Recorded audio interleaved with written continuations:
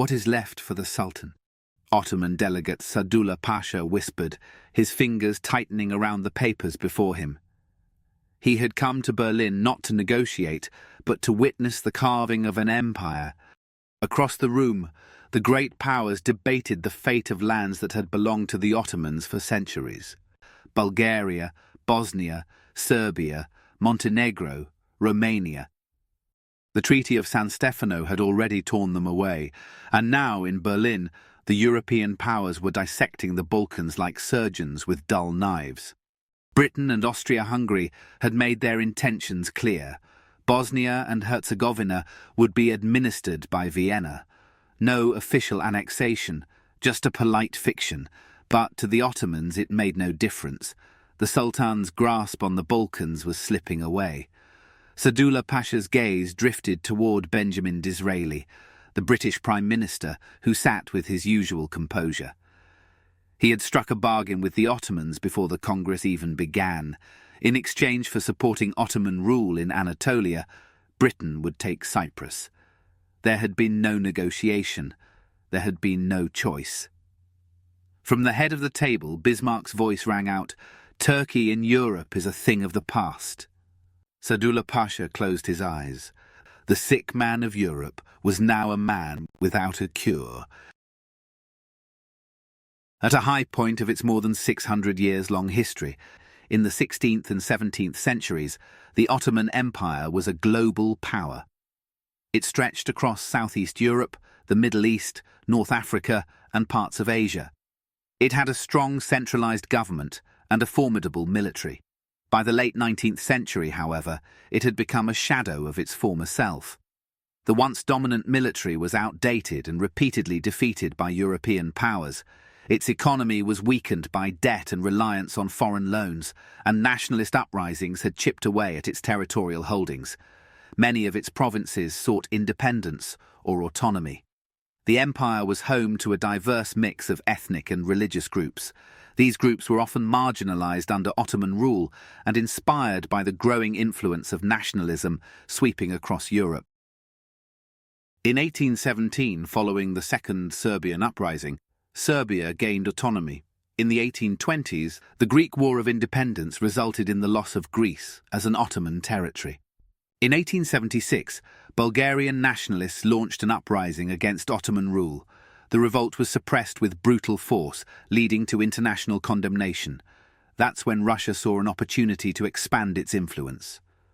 By the mid-19th century, Pan-Slavism had evolved from a cultural movement into a political force, with Russia positioning itself as the protector of Slavs, especially Orthodox Christians in the Balkans. The Bulgarian Uprising and the Ottoman response intensified Slavic nationalist sentiments and gave Russia a reason to intervene militarily. It declared war on the Ottoman Empire in 1877. By early 1878, Russian troops reached the outskirts of Constantinople, forcing the Ottomans to sue for peace. The war ended with the Treaty of San Stefano, which granted independence or autonomy to Bulgaria, Serbia, Montenegro, and Romania. It gave Russia significant territorial gains and created a large, independent Bulgaria. This alarmed other European powers, particularly Britain and Austria-Hungary, who feared Russian dominance in the Balkans and a threat to the balance of power in Europe. A large Bulgaria under Russian influence would give Russia direct access to the Mediterranean, challenging British and Austrian interests. Britain, in particular, feared Russia's expansion toward its own trade routes, including control over the Suez Canal. The Ottomans had already lost significant territory, and a strong Bulgaria would weaken them further, accelerating their decline. The European powers, while critical of Ottoman rule, still saw the empire as a necessary buffer against Russian expansion. Austria-Hungary worried that a powerful Slavic state in the Balkans would inspire Slavic subjects within its own empire, leading to internal unrest. Serbia, also a Slavic state, would be emboldened by a strong Bulgaria. The other European powers opposed any single power, whether Russia or the Ottomans, gaining too much influence in the region. The large Bulgaria created by the Treaty of San Stefano upset this balance, making intervention necessary. Besides that, growing nationalist movements in the Balkans were destabilizing the region. The Congress aimed to balance the aspirations of Balkan nations with the interests of European powers, preventing further conflict.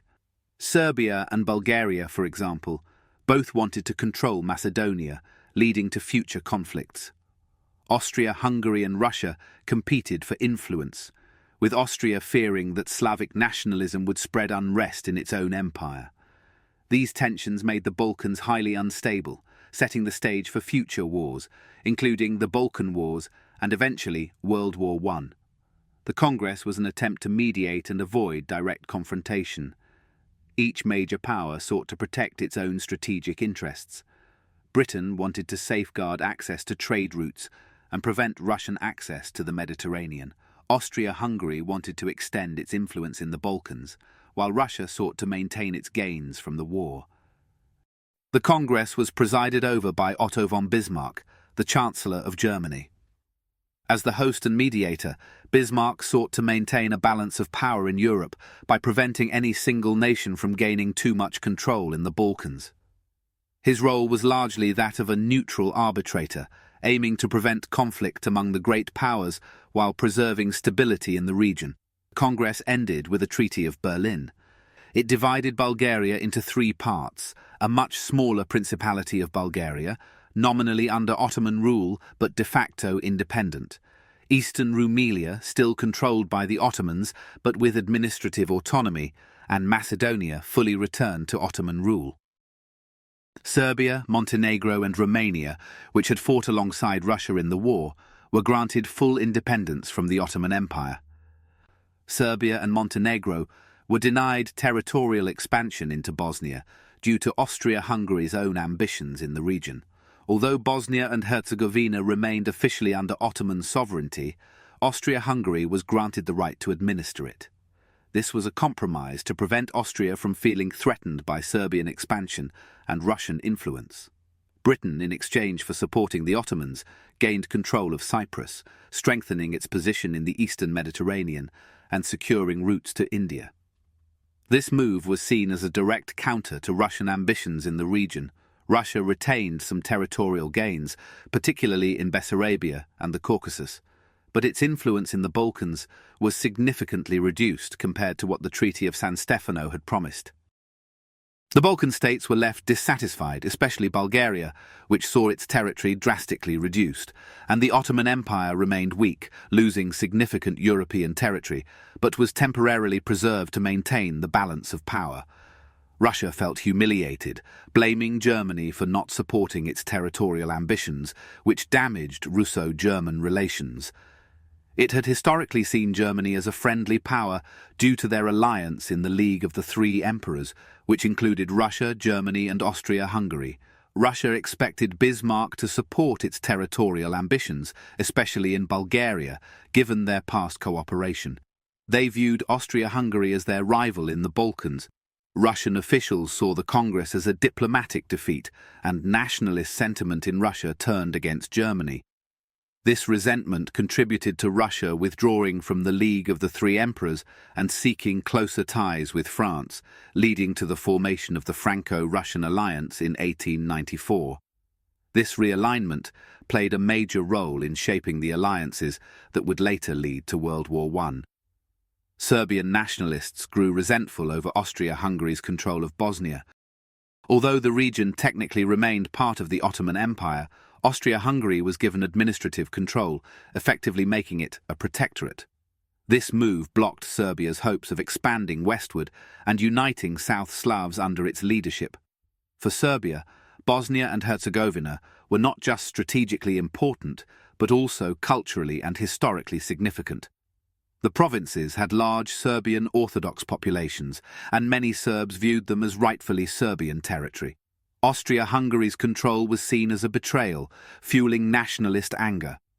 Over the following decades, tensions grew as Austria-Hungary strengthened its grip on Bosnia, culminating in its formal annexation in 1908.